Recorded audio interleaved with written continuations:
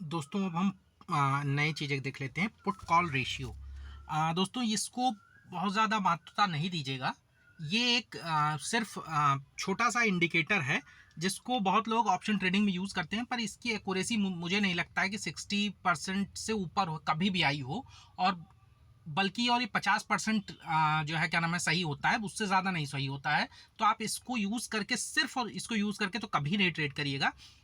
मैं बार बार इसीलिए बोल रहा हूँ आपको कि ये सब चीज़ें डेटा पॉइंट से मिलकर बनी और डेटा हर समय चेंज होता है, तो पुट कॉल रेशियो हर समय चेंज होता रहता है। और हर आदमी अपने नज़रिए से पुट कॉल रेशियो को अलग अलग तरीके से देखता है। एक हम लोग जो जनरल व्यू है उसको देख लेते हैं।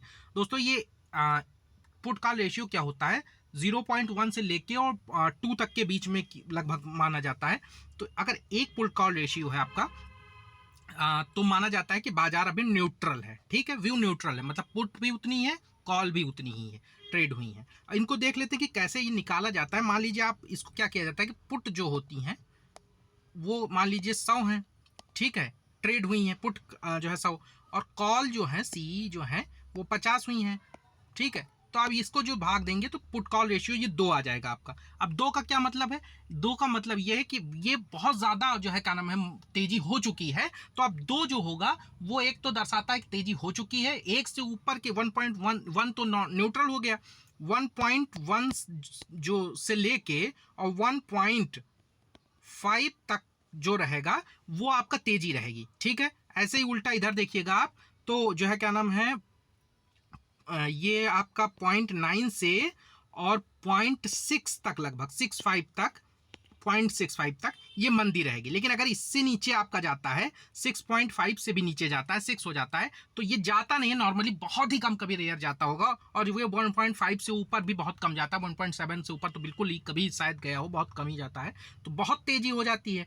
और ये इधर का जो है वो जितना 1 से नीचे होगा वो मंदी दिखाता है, और 1 से ऊपर जितना होगा वो तेजी दिखाता है। 1.5 से ऊपर अगर जा रहा है तो ये ओवरबॉट माना जाता है। जैसे मैंने आरएसआई इंडिकेटर के बारे में आपको थोड़ा सा बताया था, ये कुछ उसी तरीके का है कि 1.5 से ऊपर अगर चला गया तो अब यहां पे आप या तो प्रॉफिट बुक कर लेंगे तेजी में, या आप थोड़ा सा मंदी की तरफ झुकाव करने लगेंगे कि एक हद तक अब तेजी हो चुकी है, अब धीरे धीरे जो है क्या नाम है सेलर होंगे वो एक्टिव होने लगेंगे। ऐसे ही अगर 1 पॉइंट से नीचे जाके वो हो जाता है 0.6 या 0.65 हो जाता है, तो आप ये समझ लेते हैं बंदी खेल चुके हैं, अब आप थोड़ा सा तेजी की तरफ व्यू बनाते हैं।